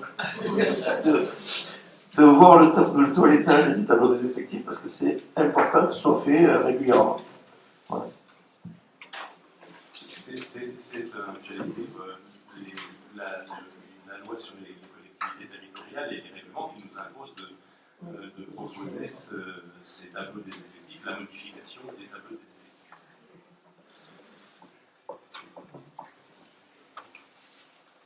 D'autres questions? Donc je me vote qui est contre, qui s'abstient, qui est pour. Je vous remercie. Question numéro 10. Ressources humaines, modification des travaux des effectifs. C'est encore M. Séraphin Parra. Oui, alors là, tout à l'heure, on en a supprimé 40. 46 chez Alex. Là, on a une création de 7 postes. Donc, pour être plus précis, une réussite au concours de technicien. On a parlé tout à l'heure du poste de directeur général adjoint des services dans un temps avec M. Louis, en attendant le départ de M. Louis, donc une création de poste, et 2 postes d'adjoint d'animation territoriale, voilà, principaux. Donc là également sur des emplois d'animation à temps non complet. Voilà, des emplois d'animation qui passaient de 30 heures à 32 heures. Vous voyez, là aussi, c'est vrai que ce n'est pas très important, mais ça, il faut qu'on le fasse en délibération au niveau du conseil. Donc il est demandé donc, au conseil municipal d'approuver la modification du tableau des effectifs tel qu'il apparaît là en annexe de cette délibération. Y a-t-il des questions? Donc je me vote qui est contre, qui s'abstient, qui est pour. Je vous remercie. Question numéro 11, ressources humaines. C'est la durée annuelle de l'organisation du temps de travail complète et remplace. Je laisse la parole à M. Parra. Oui, donc on a eu une délibération donc, du 29 juin 2022 qui était relative à la durée annuelle du temps de travail. On avait vu à notre arrivée, donc mettre en place ce qu'on appelle les 1607 heures, donc, qui avaient été mis en place. Et dans le cadre de ces 1607 heures, de ce temps de travail, il y a plusieurs dispositifs, et notamment un qui concerne l'annualisation du temps de travail, qui concerne les agents qui ont ces 1607 heures dans la durée annuelle, mais avec des pics et des périodes d'absence, mais qui voilà. Donc la première délibération, 3 services n'avaient pas été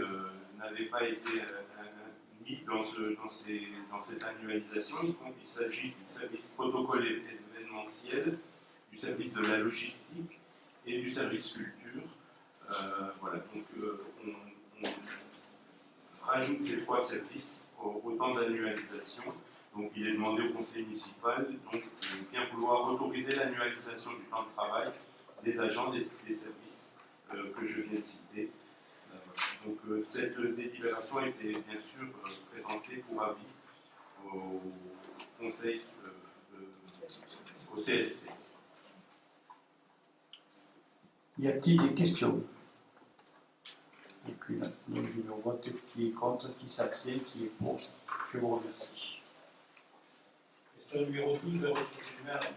Protocole d'accord local sur le droit syndical. Je laisse à nouveau la parole à M. Séraphin. Alors la délibération est courte, mais elle nous demande d'approuver le protocole d'accord qui est effectivement mis en annexe de la délibération et qui, là aussi, un peu comme pour le toilettage concernant le tableau des effectifs, a pour but de notifier dans un protocole les relations entre les syndicats, les représentants syndicaux de la collectivité, des agents de la collectivité et la collectivité dans le cadre du fonctionnement et des textes réglementaires en la matière, à la fois sur les autorisations d'absence, sur les décharges d'activités syndicales, sur le local, les locaux qui sont mis à disposition et les matériels qui sont mis à disposition de cette organisation syndicale. Voilà. Ça matérialise l'ensemble des relations entre les syndicats et la collectivité. Y a-t-il des questions? Aucune. Donc je me vote qui est contre, qui s'abstient, qui est pour. Je vous remercie. Question numéro 13, le foncier acquisitionne une partie de la parcelle numéro 542 constituant la voirie et place de la rue. Je laisse la parole à M. David. Oui, monsieur le maire, donc il s'agit d'une négociation, on va dire, entre les habitants de ce secteur et la municipalité. En fait, quand les permis de construire ont été accordés, il a été prévu dans les permis une rétrocession de domaine public d'un certain nombre d'espaces. Vous avez un plan annexé, qui est plus parlant que les discours, où vous avez une partie assurée et une partie blanche sur la droite. Sur la partie assurée, il s'agit de cette partie que la ville va récupérer. La partie blanche, elle, n'est pas récupérée par la ville, alors que dans le permis de construire initial, elle devait l'être. En fait, cette modification vise à assurer la tranquillité un petit peu de tous les riverains et à gérer la partie blanche que vous voyez, c'est un surplomb au-dessus du fisquet où on n'a aucun intérêt, nous, à maintenir un entretien et un accès public parce que ça va assez vite déraper, c'est déjà intervenu, avec des regroupements, avec des gens qui ont des intentions de tranquillité par rapport aux riverains et autre chose. Voilà, donc on propose de récupérer la partie assurée, mais pas la partie blanche. J'essaie d'être synthétique, hein, pour vous donner un petit peu d'idée. Ça fait suite à des rencontres entre M. le maire et les représentants, les habitants et la société IDEO. Donc on vous propose de prendre la partie de la parcelle BT 142 telle que c'est assuré sur le plan annexé. Y a-t-il des questions? Oui, en effet, les gens des Perles Blanches veulent, en gros, ils veulent fermer leur résidence, ce qui peut tout à fait se comprendre. En plus, je ne sais pas si vous êtes déjà là, cette résidence. Déjà, l'accès est très compliqué. Quand vous y allez là-bas, si toutes les passes parties sont prises, vous n'avez pas de possibilité de faire de tout. D'ailleurs, je demande comment les pompiers, si les gens il y a un problème, ce que je ne souhaite pas, je ne sais pas comment les pompiers pourront intervenir dans cette résidence. Et en plus de ça, il y a un belvédère alors, qui donne sur le Sesquier, qui ne sert strictement à rien, si ce n'est que les gens du Sesquier traversent les champs, montent par là, traversent tout le lotissement, enfin voilà, ça fait bazar. Et il y avait, on va dire, un chemin qui arrive à ce belvédère et qui a été vendu à tous les voisins. Donc, on a pu accéder à ce belvédère, donc c'est Perles Blanches qui pourrait le récupérer, voilà. Donc on récupère juste ce morceau de voirie en bas et toute l'autre partie qui est entre le grand parking et les logements, ça par contre on le laisse à la ménagère. Voilà ce que je voulais vous dire là-dessus. Il y a des questions le vote qui est contre, qui s'abstient, qui est pour. Je vous remercie.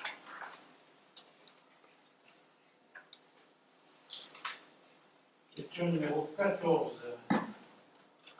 C'est une convention de maîtrise d'ouvrage déléguée à Aéroénergie pour les travaux sur le réseau de distribution publique d'électricité. Alors, dans le cadre du projet de rénovation de la place Aristide Briand, Aéroénergie, en qualité d'autorité concédante, doit réaliser des travaux sur le réseau de distribution publique d'électricité. La commune souhaite confier la maîtrise d'ouvrage temporaire à Aéroénergie afin de traiter l'ensemble des réseaux aériens, télécommunications, éclairage public et électricité. Une convention de maîtrise d'ouvrage déléguée définisse les modalités d'intervention de chacun doit être formalisée. L'estimation des dépenses de l'opération, toutes taxes comprises, honoraires, études et travaux s'élève à 313 739,48 €. La dépense prévisionnelle pour la commune est de 25 844,79 €. Il est donc demandé au conseil municipal de bien vouloir approuver les termes de la convention ci-jointe et son index financière à intervenir avec Aéroénergie pour les travaux de réseau de télécommunications, l'éclairage public et l'électricité. De son plan de financement pour la passe à Briand, il autorise le missionnaire à signer la convention ainsi qu'à prendre toutes les mesures nécessaires à l'exécution de la présente délibération. Y a-t-il des questions? Aucune question, donc je me vote. Madame Sylvain ne parlera pas au vote. Et Madame Hébert, donc, on va voir qui est contre, qui s'abstient, qui est pour. Je vous remercie.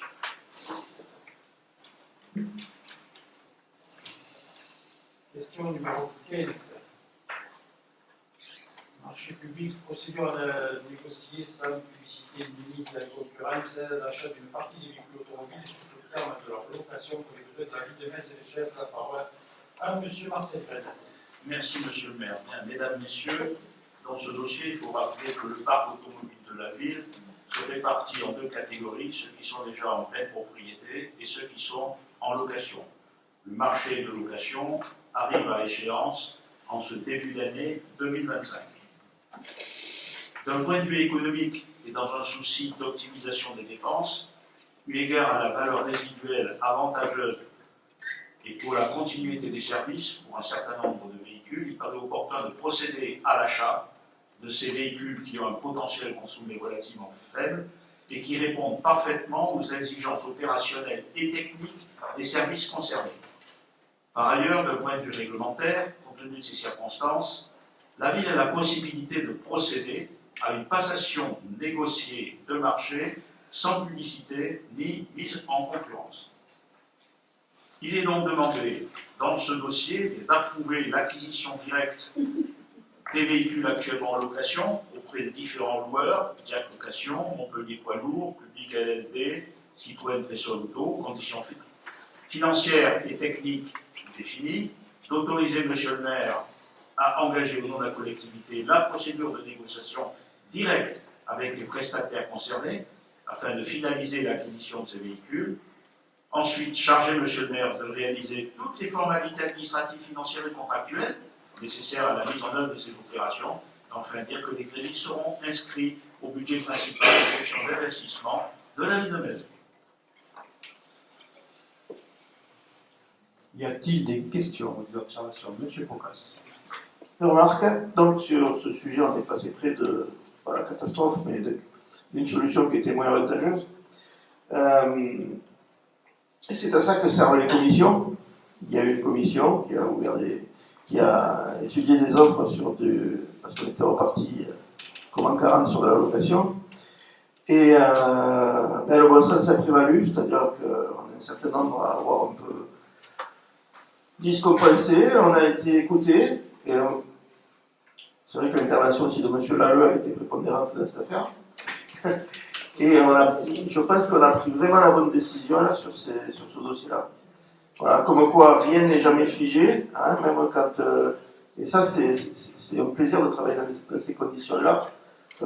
Moi qui en ai connu d'autres, de conditions, je peux vous dire que c'est un réel plaisir d'avoir l'impression d'être écouté, parce que l'opposition n'a pas toujours tort. C'est pas l'opposition, c'est la minorité.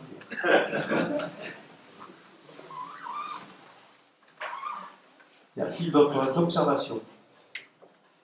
Aucune, donc je me vote. Qui est contre, qui s'abstient, qui est pour? Je vous remercie.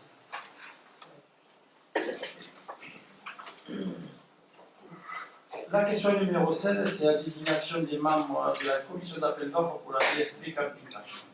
Donc, dans le cadre du lancement de la DSP pour l'exploitation de l'aire de camping-car, une commission d'appel d'offres spécifique peut être créée pour procéder à l'ouverture des prix et mettre en avis. Cette commission est composée en l'occurrence du maire et de 5 membres de l'Assemblée délibérante qui est réglementaire.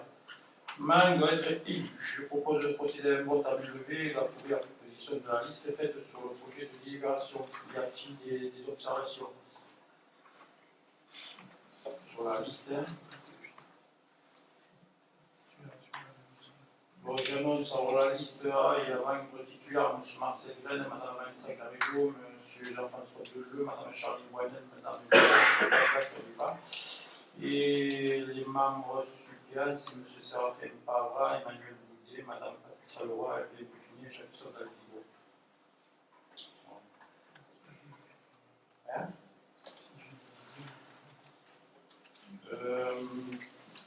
Monsieur Focas, Monsieur Daldigo dit que si vous voulez y aller, ça a l'air. On reste comme ça. J'ai assez d'observation. Quand on s'engage quelque part, il faut être sûr de pouvoir. Bon, donc je mets au vote qui est contre, qui s'abstient, qui est pour. Alors, c'est l'unanimité, sinon on va peut-être faire les participations. Merci hein, quand même.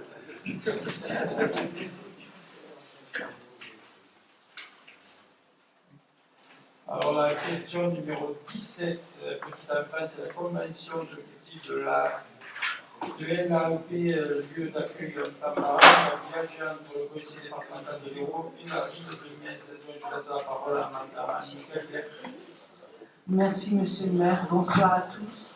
Cette délibération a pour objet le renouvellement pour 2025 de la convention entre la ville et le département, établie depuis 2012, afin d'apporter une aide financière au financement du lieu d'accueil enfants-parents bas village. Le conseil départemental n'ayant pas encore voté son budget pour 2025 face à la crise financière qu'il traverse, il est proposé de renouveler la convention pour une durée de 3 mois à compter du 1er janvier. Le montant de la subvention accordée au titre de l'exercice 2025 s'élève pour le premier trimestre à 796 €. L'engagement et les obligations de chacune des parties sont précisés dans la convention jointe en annexe. Je vous propose donc de bien vouloir approuver la convention jointe en annexe, fixant les objectifs et les conditions de déroulement de cette action de soutien à la parentalité. Autoriser Monsieur le maire ou son représentant à signer la dite convention et tout document nécessaire à la réalisation de cette action. Charger Monsieur le maire ou son représentant de prendre toutes les dispositions nécessaires à l'exécution de la présente délibération.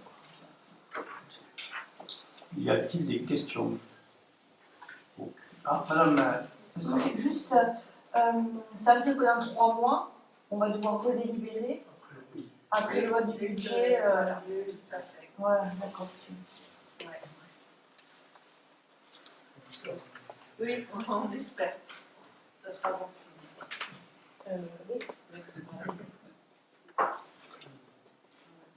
D'autres observations? Donc je me vote qui est contre, qui s'abstient, qui est pour. Je vous remercie. Question numéro 18, affaire funéraire. C'est un avis sur le projet de création d'une chambre funéraire au chemin des Postes. Alors la préfecture a saisi la commune pour avoir son avis sur le projet de création d'une chambre funéraire qui serait située chemin des Postes, projet porté par les pompes funèbres en Bosnie. Descriptif de cet établissement d'une superficie totale de 120 m² et indiqué dans le projet de libération serait également implanté avec un magasin de vente de 32 m². Pour des raisons de sécurité de stationnement, afin également d'éviter les nuisances au voisinage de cette zone pavillonnaire et considérant l'important flux de véhicules généré par un tel établissement, il est proposé d'émettre un avis défavorable pour cette création dans ce lieu. Y a-t-il des questions sur ce sujet-là? Monsieur Aspar. Oui, bonsoir tout le monde. Juste au sujet de ce terrain, est-ce que la personne à qui appartient est d'accord pour le céder? C'est la ville qui va l'acheter? Ah non, c'est privé de privé à privé. D'accord, privé à privé. Ça appartient à, je peux le dire, ce terrain il appartenait à la sœur de Madame Imbert, voilà, qui devait le vendre à Mogini pour faire les pompes funèbres, voilà. Donc, quand on l'a su, bon, alors déjà Christophe, on a reçu dernièrement là il fallait avoir notre avis de la préfecture, après c'est la préfecture qui va décider, hein. Et là nous on doit donner notre avis. Nous on l'a reçu, je ne sais pas si vous voyez où est ce terrain, c'est juste à la pointe. Il y a le plan là. Voilà, donc quand vous tournez à Fernandez, à droite, elle passe au bout du chemin, les pompes funèbres, donc il y a un problème de voisinage, il y a un problème aussi, je ne sais pas si vous allez voir quand il y a des obsèques ou des visites, il n'y a pas d'endroit pour stationner, même ici sur le plan il y a 11 places, mais 11 places c'est rien du tout avec 2 chambres, voilà. Là, il y a quand même un problème de stationnement, il y a les départementales à côté, puis bon, il y a quand même aussi des maisons. Je pense qu'il y a d'autres lieux pour mettre cet établissement-là. Voilà, après on n'est pas contre, hein. S'il faut un autre terrain mieux par exemple, il y a M. Souchet qui va prochainement, ça y est, là on va passer un conseil communautaire demain, jeudi, juste un petit morceau de terrain supplémentaire, mais il va créer 6 chambres funéraires à la zone en Garonne. Donc voilà, là c'est ça la zone en Garonne, mais je trouve que dans une zone c'est beaucoup plus, c'est mieux, à condition aussi d'avoir de la place, parce que je sais que par exemple, dernièrement je suis à Poussac, quand il y a des obsèques, c'est compliqué. Voilà, c'est pour ça que, alors, et on a aussi proposé, parce que justement, on a eu une demande d'un couple de dentistes qui veut s'implanter sur Metz, et on les a mis en relation avec l'agence immobilière qui s'occupe de la vente du terrain, justement pour qu'ils puissent s'installer sur ce terrain-là. Voilà, au moins, si on refuse le projet, il y a un autre projet derrière qui vient, mais le couple de dentistes sur Metz, c'est quand même une bonne chose. On s'adresse aux vivants. Hein? On s'adresse aux vivants. Oui, mais bon, ça, je ne choisis pas l'heure. Voilà, donc on vous demande l'avis du conseil municipal. Y a-t-il d'autres questions, observations là-dessus? Aucune, donc je mets au vote qui est contre, qui s'abstient, qui est pour. Merci.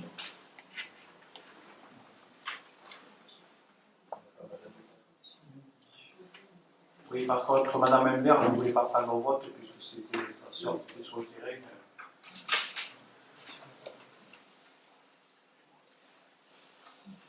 La question numéro 19, convention pour l'entretien des locaux de la MLI. Comme il était épais, celui-là, donc, la mission locale d'insertion des jeunes est installée 6 rue Sadi-Carnot. convention conclue avec le CSAS, un agent municipal effectue l'entretien des locaux à raison d'une heure 30 hebdomadaire sur un tarif de 18,71 € de l'heure. La MLI remboursait également les produits d'entretien à hauteur de 75 € par trimestre. Cette convention est arrivée à son terme et qu'on vient de la renouveler pour 3 ans. Pour une simplification comptable, il a été décidé qu'elle serait établie directement avec la ville.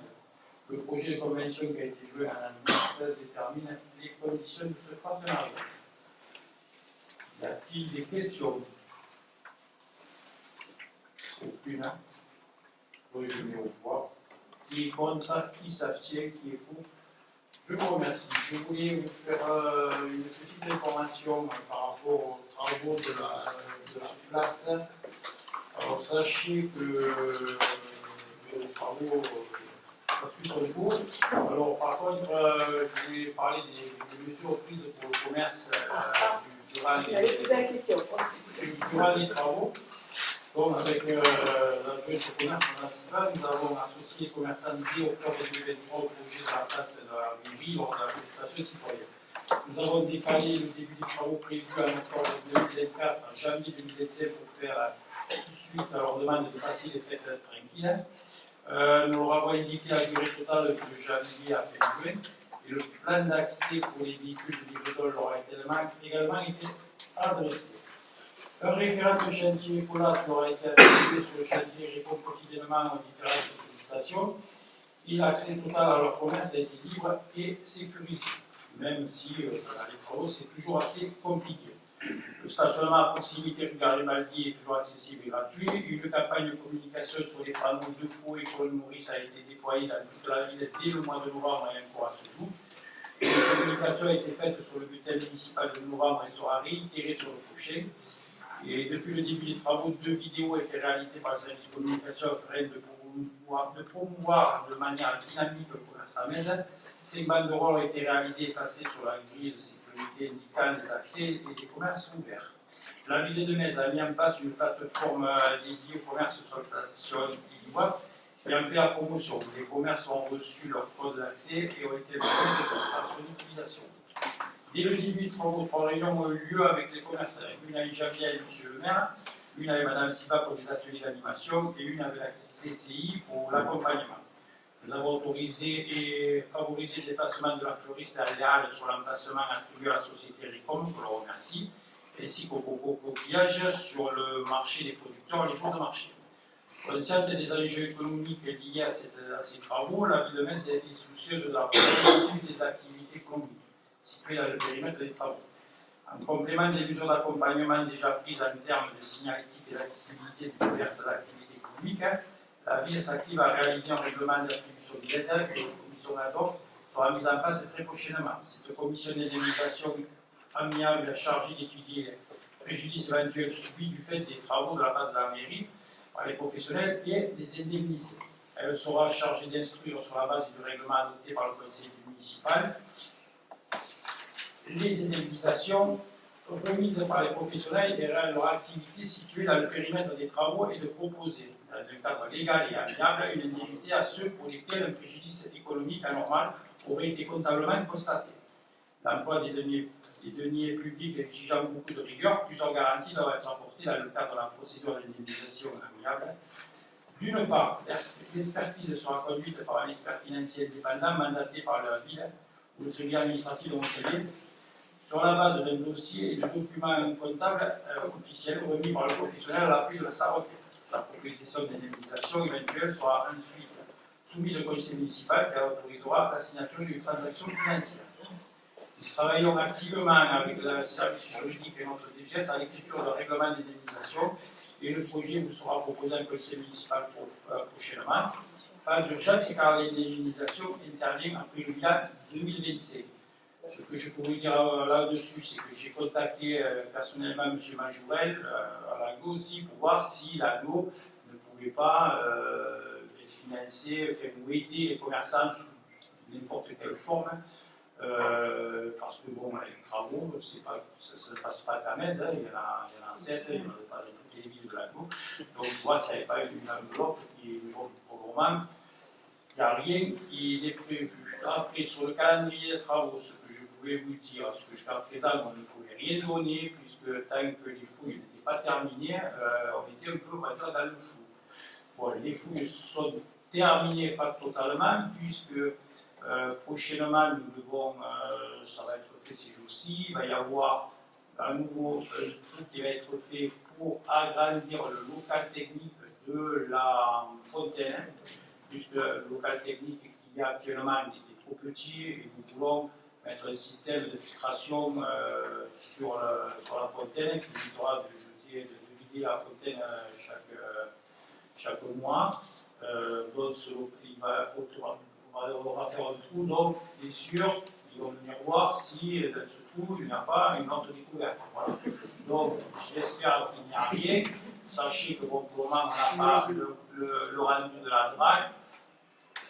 Ce que nous avons découvert sur la place de la mairie, c'est les anciens remparts, ce n'était pas une surprise, et certainement des quais, puisqu'il y avait un canal qui remontait, qui passait au bord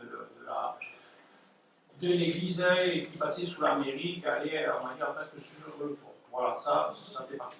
Donc les travaux, le calendrier, nous ne pouvons pas le donner, mais dès que les fouilles sont terminées, tout là par contre, voilà, j'ai quand même dit à certains commerçants que là, maintenant, Polas va s'arrêter un moment le temps que les réseaux d'éclairage, les plantations, la fontaine, tous les corps de métier vont s'enchaîner derrière l'autre pour une fin de travaux.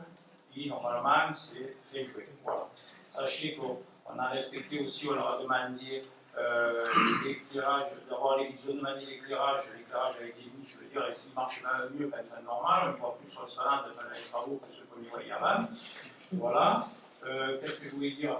Ensuite, il leur sera proposé, on en a déjà parlé avec eux, une fois que les travaux seront terminés, qu'ils seront installés sur la nouvelle place, on le décidera ici, on va dire une gratuité jusqu'à la fin de l'année, des terrasses, voilà, on va essayer de voir avec eux.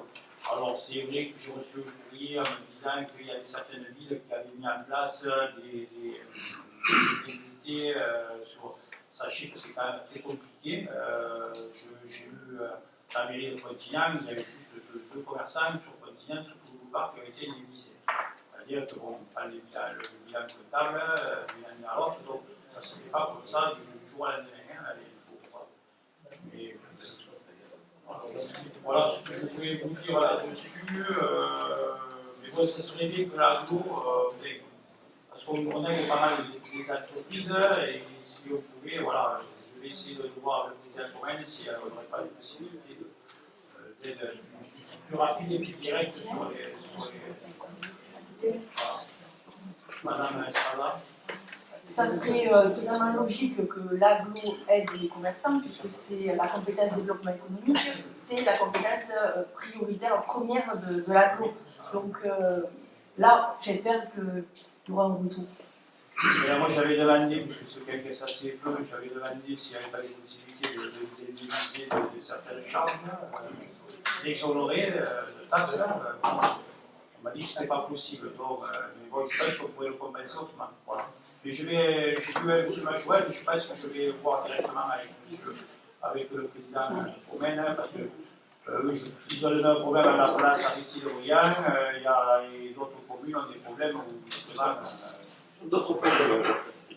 C'est pas que ça. Voilà ce que je veux vous dire. Je crois que vous avez déjà la date du prochain conseil.